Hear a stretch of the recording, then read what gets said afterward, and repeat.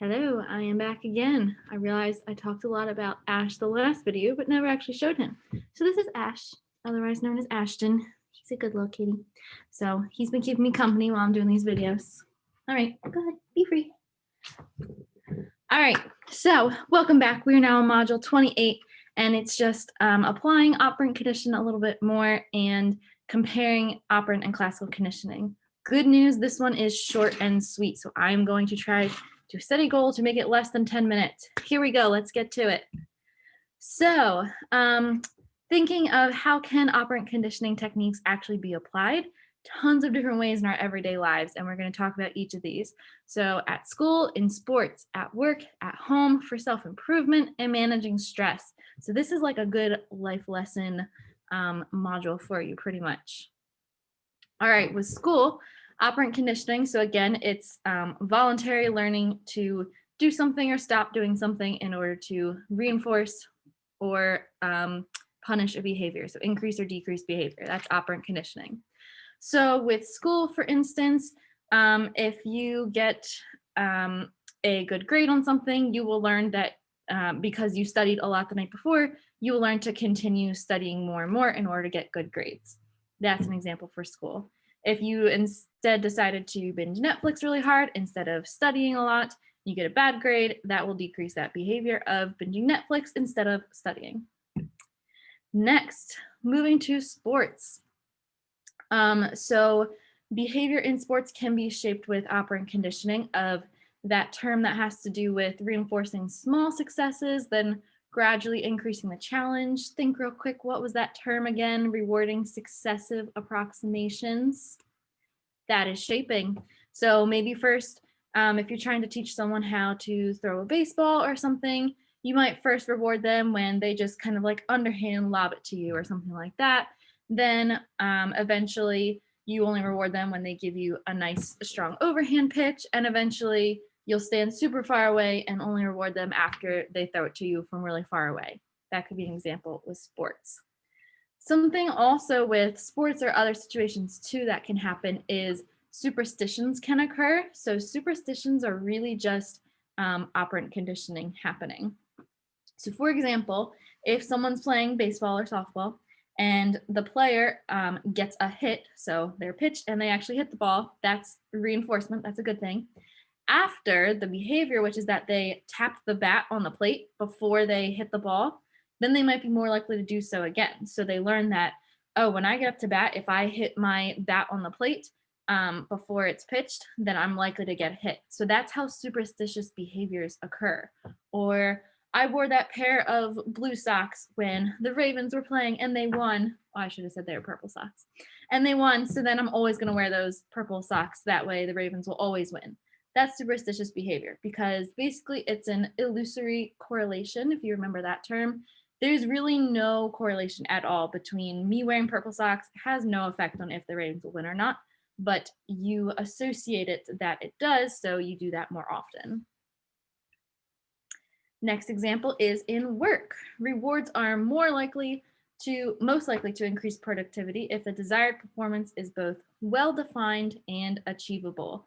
So you can think about this a little if you're trying to increase productivity and work performance. What would be a good example of a primary reinforcer and a secondary reinforcer?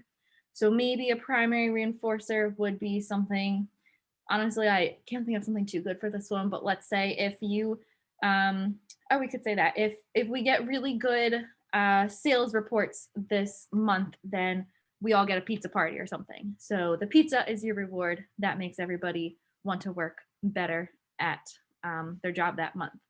Then a secondary reinforcer could be like, remember, money is always the best example, I think, for secondary reinforcer, that you would get your paycheck. So say that the more sales I have, the more money I make. That means I'm going to try to sell more. And I learned that money is a good thing, even though I don't innately know that. That could be an example there. Next is with parenting. Mentioned this a little bit in the last module. So remember that when parents cave into children's defiant behaviors, or if they're throwing tantrums or anything, unfortunately, that's reinforcing that behavior that you don't like there. But I mean, I'm sure I get it. I don't have children yet, but I'm sure it makes sense of when a child's just like screaming, you're just like, okay, fine, I'll give you the thing to get it to stop. I'm sure it can be very tough, but technically that's just going to reinforce the behavior. So there's some tips here of some things you can do. Remember, reinforcement is better than punishment because punishment can be associated with fear, which is just going to lead to lots of bad things instead. So better to reinforce the behavior. So let's look at this little example here of on the next slide is going to be your answer choices. So if we're looking at operant conditioning, which of these choices I'm about to show you is the best advice to give to parents whose young children refuse to eat their dinner? So maybe pause this real quick and take a moment to look at what would be the best way for a parent to actually teach their child to eat their whole dinner. So that would be letter C. Give the children a small reward each day that they eat the dinner. And make sure you look at the other ones here because I just want to tell you why this one is the best. That is because for one reason, they're giving them a reward instead of punishing them. So it's better to reward when the child does eat rather than punishing them for not eating. And also this one's better than, for example, letter B, because they are giving them the reward the day that they actually eat their dinner rather than waiting till the end of the week, which is that like delayed reinforcement. So the sooner that the reward comes from the action happening, the behavior happening, they'll learn to do that quicker and quicker.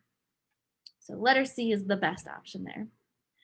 Operant conditioning is also used with self-improvement. So to build up your self-control, you need to reinforce your own desired behaviors and extinguish the undesired ones. For example, let's think about this.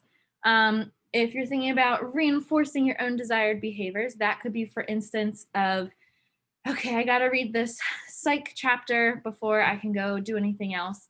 So here's what I'm going to do. I'm going to say that after I read this entire module for psych, then I'm going to get a piece of chocolate cake. So that's my reward there of I know that the more I read, and maybe if I read a little quicker, as long as I'm doing it well, then I will get my reward. Whereas if you're trying to extinguish undesired behaviors, that can go back to that example of, okay, I procrastinate my work because I'd much rather sit here and binge a Netflix show rather than actually doing my psych work here. So you need to learn that it is better to not do that Netflix because that'll lead to bad grades instead of studying more, which will lead to your better grades. So it can help you to control your own behavior there.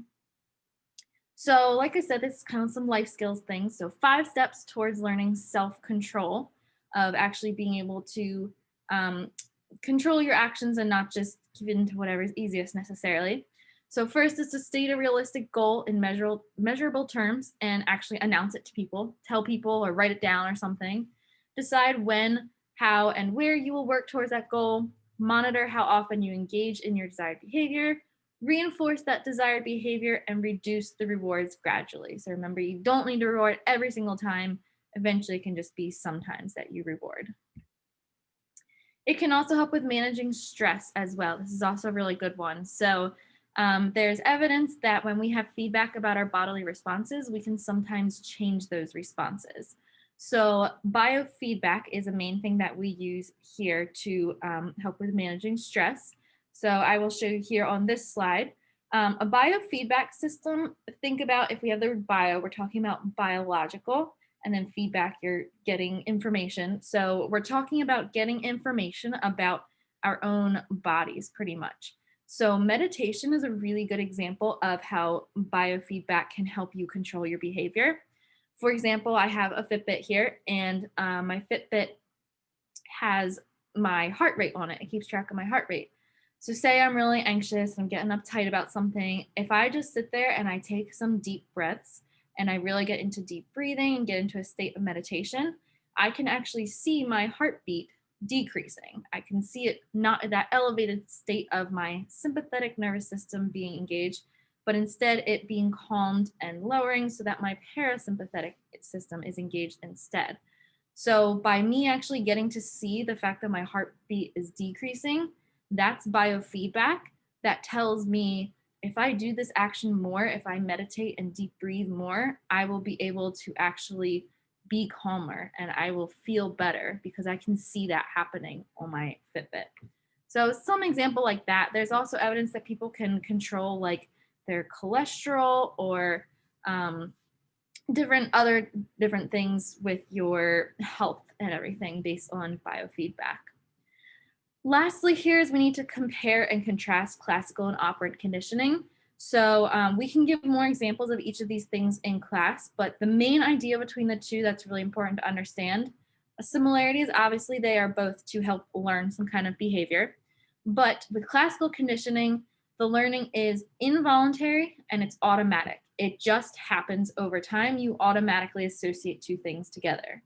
Whereas operant conditioning is voluntary and operates on its environment, meaning rewards and punishments. I learn the more I do this thing, the more I'm rewarded, or the less I do this thing, the less I'm rewarded, I'm punished, those kinds of things.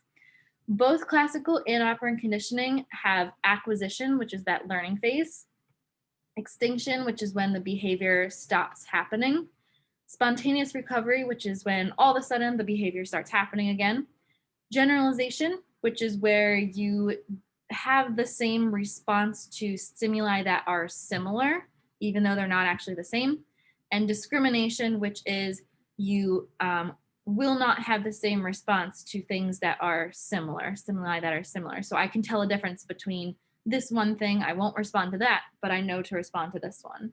So you can read through each of these specifically here in the chart, and we can give more examples about each of them in class. But they are both classical and operant conditioning are forms of associative learning and something that can very much be applicable to your daily life. And hopefully you can think of lots of examples with this. So look at that. Okay, I was like 11 or 12 minutes, but I tried really hard. So, I'm going to go ahead and give myself a pat on the back anyways. Hopefully you enjoyed this short and sweet module and can tell a lot of the differences between classical and operant conditioning and how they work in your everyday lives. We will see y'all later. Have a good one.